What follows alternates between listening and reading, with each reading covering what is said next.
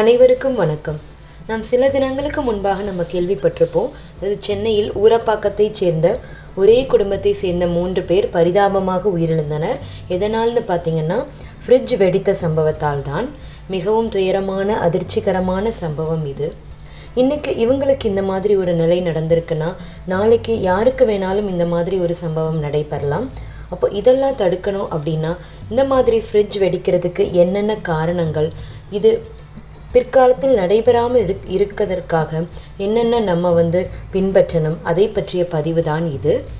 இந்த ஃப்ரிட்ஜை பொறுத்த வரைக்கும் மிக முக்கியமான ஒரு விஷயம் என்னென்னா, நம்ம அதை தொடர்ந்து உபயோகப்படுத்திட்டு இருந்தாலோ இல்லது ரொம்ப நாளாக உபயோகப்படுத்தாமல் இருந்தாலோ எதுனாலுமே நம்ம 6 மாதத்துக்கு ஒரு முறையாவது அல்லது 1 வருடத்துக்கு ஒரு முறையாவது ஒரு டெக்னீஷியனை வைத்து அந்த ஃப்ரிட்ஜை சர்வீஸ் பண்ண வேண்டும்.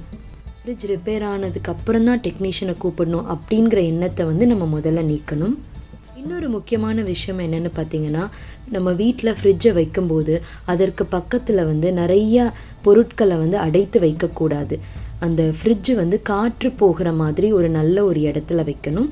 அதே மாதிரி அந்த சுவர்லேருந்து நம்ம ஃப்ரிட்ஜை வைக்கும் போது ஒரு அட்லீஸ்ட் ஒரு 6 இன்ச்சாவது முன்னாடி தள்ளி வைக்க வேண்டும். அது மிக மிக முக்கியமான ஒன்று.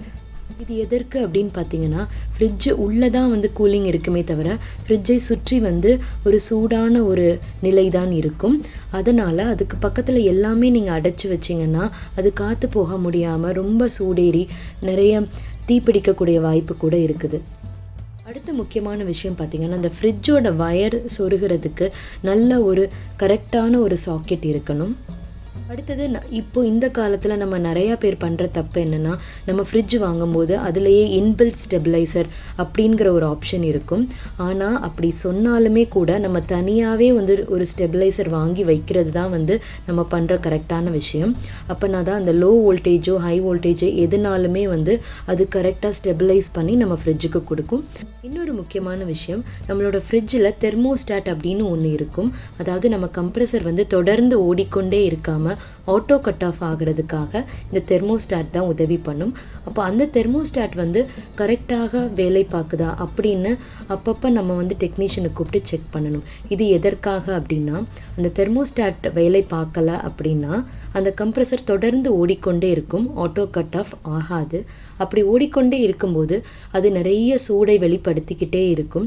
அப்போ இந்த கம்ப்ரெசருக்கு மேலே இந்த கூலிங் கேஸ் போகிறதுக்கான அந்த கேஸ் சேம்பர் இருக்கும். அப்போ அந்த சூடு தாங்காமல் அந்த கேஸ் சேம்பர் வெடிக்கக்கூடிய அபாயம் இருக்குது. இந்த கேஸ் பார்த்திங்கன்னா முந்தைய கால ஃப்ரிட்ஜ்லலாம் R134A அப்படிங்கிற கேஸ் இருந்துச்சு. அது மிக எளிதில் தீப்பிடிக்கக்கூடியது அல்ல.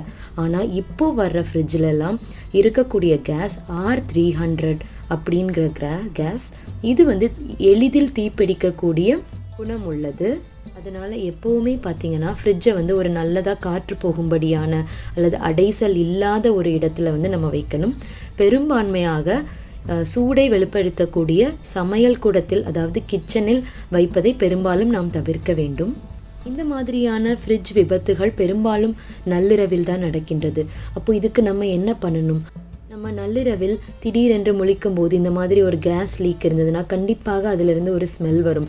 அப்போ நம்ம என்ன பண்ணணும்னா, உடனடியாக நம்ம வீட்டு ஜன்னல்களை திறந்து வைக்க வேண்டும். அதற்கு பிறகு நம்ம ஃப்ரிட்ஜ் வைத்திருக்கிற இடத்துல போய் என்ன நடந்திருக்கு அப்படின்னு பார்க்கலாம்.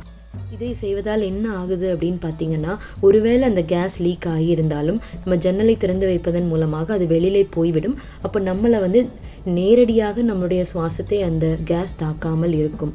அப்போ நமக்கு மயங்காமல் இருப்போம். அடுத்து ஒரு விஷயம் நம்ம ஃப்ரிட்ஜை முழுவதுமாக ஏதோ ஒரு கவர் போட்டு கவர் பண்ணி வைக்கக்கூடாது. நம்ம வேணும்னா நம்ம மேலே மட்டும் ஒரு சிறு துண்டு போட்டு வைக்கலாம். ஆனால் ஃபுல்லாக கவர் பண்ணதை நாம் பெரும்பாலும் தவிர்க்க வேண்டும், கண்டிப்பாக தவிர்க்க வேண்டும். இன்னொரு முக்கியமான விஷயம் என்னென்னு பார்த்தீங்கன்னா, நம்ம ஃப்ரிட்ஜ் வைக்கிற இடத்திற்கு மேலாகவோ அல்லது சைட்லேயோ தண்ணீர் விழும்படியான பகுதியாக இருக்கக்கூடாது. அதாவது மழை நேரத்திலோ அல்லது வேறு எதிலிருந்தோ தண்ணீர் லீக் ஆகக்கூடாது. ஏன்னா அந்த மாதிரி தண்ணீர் லீக் ஆகும்போது ஃப்ரிட்ஜில் ஏதாவது ஒரு பகுதியில் ஷார்ட் சர்க்கியூட் ஆகி அதுலேயும் தீப்பிடிக்கிறக்கூடிய சான்ஸ் நிறைய இருக்கின்றது. இந்த பதிவிலிருந்து பொதுவாக ஃப்ரிட்ஜ் வெடிப்பதற்கு என்னென்ன காரணங்கள் இருக்கின்றது, அதை எவ்வாறு நம்ம தடுக்கலாம், என்ன மாதிரி மெயின்டெனன்ஸ் பண்ணலாம் அப்படின்னு தெரிஞ்சிருப்பீங்க அப்படின்னு நினைக்கிறேன். இந்த வீடியோ உங்களுக்கு பிடிச்சதுன்னா கண்டிப்பாக லைக், ஷேர் அண்ட் மறக்காமல் சப்ஸ்கிரைப் பண்ணுங்கள். நான் இன்னொரு பதிவில் உங்களை சந்திக்கிறேன். நன்றி, வணக்கம்.